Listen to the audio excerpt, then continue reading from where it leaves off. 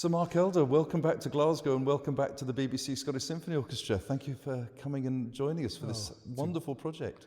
It's a great pleasure, Alex. It's a long time since I've been with the orchestra. In fact, with any orchestra apart from the Halle and my London orchestras.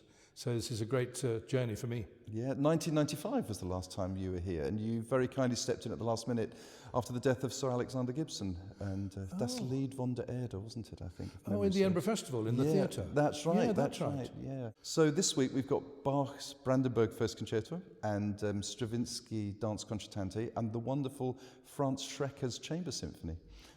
Well, this period of our musical lives together is forcing large symphony orchestras to examine repertoire that they normally wouldn't even consider, that they would leave to the chamber orchestras. And all these three pieces in their different ways belong to the chamber orchestra repertoire. But it's very, very good for a large symphony orchestra to divide up into these smaller groups. Yeah. I think it's very healthy. I think it's challenging, for everybody.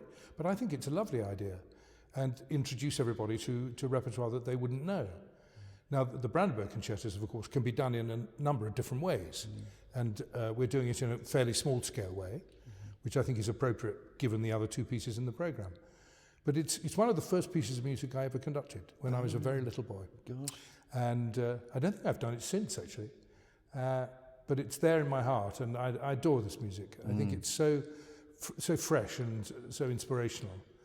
And his use of the instruments and the colours and everything is remarkable. Yeah, and when we rehearsed it with you yesterday, very clean, no vibrato at all, and you've got the oboe sitting at the front and the horns to one side. Of course, we're all standing up, which is great. I love that. Well, I started getting players to stand a long time ago in Manchester with my wonderful orchestra there. And I know it's a bit rude of me or cheeky, but sometimes you need to say these things just to get everybody's mind going. I said, look, guys, when you practice at home, if you practice at home, you all stand. Yeah, it wouldn't occur to you to sit down. Yeah. You go into your music room and stand and practice a bit of Brahms or whatever you're doing. It's natural, And even some of the double basses were prepared to stand. There's different ways of doing things. But I think it's freeing, and I think it somehow shakes everything up a bit in a helpful way. And then, of course, Stravinsky Danses concertantes, which I have played before, because I'm a massive fan of Jeu de Cartes, and it was written just after Jeu de Cartes, wasn't it? It's That's early right. 40s, isn't it? 1940s. That's right. Yeah. And it was an interesting thing for him to write, because he was, like Tchaikovsky, who he admired so much, a great ballet composer, as we all know. And it was instinctive for him to think in balletic terms. So many of his pieces have a sort of balletic feel.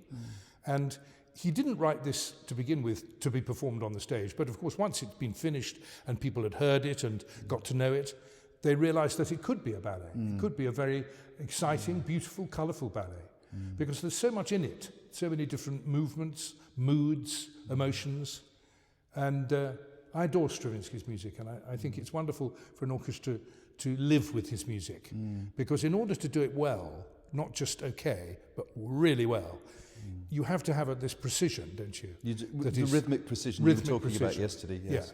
Yeah. So that everybody trusts, they know where the pulse is, yeah? And of course, under normal circumstances, when we would all be a bit closer together, people could feel it easily, because they would hear more directly their colleagues playing. And there's a little problem, isn't there, in these days, getting used to the social distancing. But it's still worthwhile, and it's still fun and challenging and rewarding. And the challenges are huge, because it's sometimes you just can't hear. So you're talking instinct, antennae, all that sort of stuff. That's right, and everybody trusting that if the beat or my beat is adequate, then people can rely on what they see, or they need to look at the bows of the front desk players rather than expect to hear all the sounds.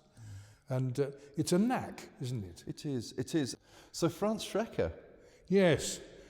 What a name. Absolutely. I wonder how many people listening to us tonight, Alex, will say, oh, yeah, Schreker. I reckon very few. But he's such an interesting figure, isn't he? Such an important figure in the period of the First World War and the decades after it.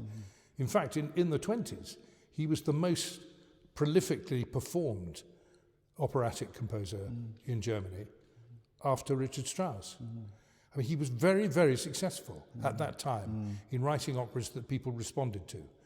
His pieces are very rich, heavily scored, massive orchestras, very unusual topics, but it appealed to everybody's imagination in the 20s and after the war. And he's written some really remarkable pieces.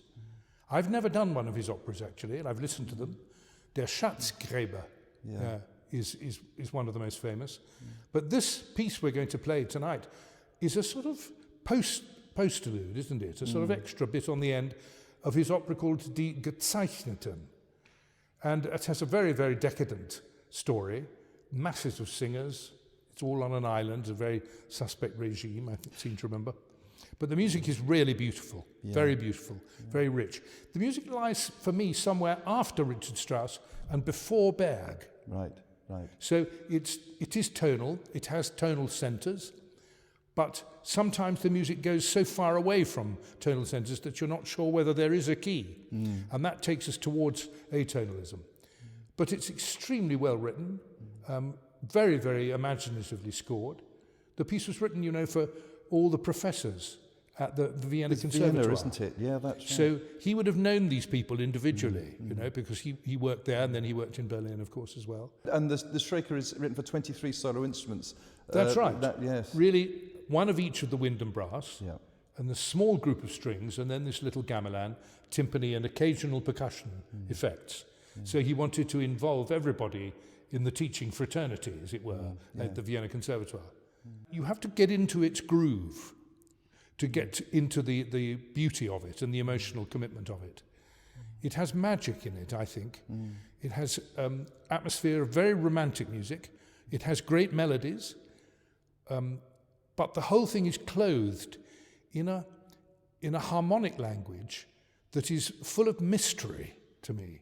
It's deliberately, sometimes it's mystical, you know, it's not religious, I would say, but it's deeply moving in a cool way. I think it's a masterpiece to have all these different instruments together with, on the side, what I call the Viennese gamelan. Yes. All these different keyboard instruments that were It's such three keyboard instruments, isn't it? Yes, and the harp.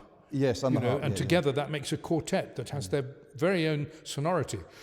150 years ago, it was natural that harmoniums were in evidence in the musical life of Germany and Austria. Almost every theatre would expect to have a harmonium. Right. At the beginning of Richard Strauss's famous opera Salome, there's a harmonium part in the very first bars. And I think it's there to make sure Salome gets the right note for her first entrance. This harmonium is very special. There are others in the British Isles, but not many. No. So I mean, he's not entirely alone, Schreker, in writing like this for it. And it brings a really interesting colour. As, of course, I suppose one should say that in that Brandenburg Concerto, there's a part for the piccolo violin. The piccolo violin, that's right, Yeah. And it's the only Brandenburg Concerto in 4 movements, which I didn't realise. Yeah, that's right. That's right. Yeah. Interesting, isn't it? Yeah, it's great. You've brought a fantastic programme for us this week, and it's so wonderful. I don't say that lightly. It's just great to see you again. 25 years since the last time, but so Right. hopefully not so long till the next time. But Sir Mark Elder, thank you very much. Thank you, Alex, Thank you. and very best wishes to you and the orchestra. Thank you.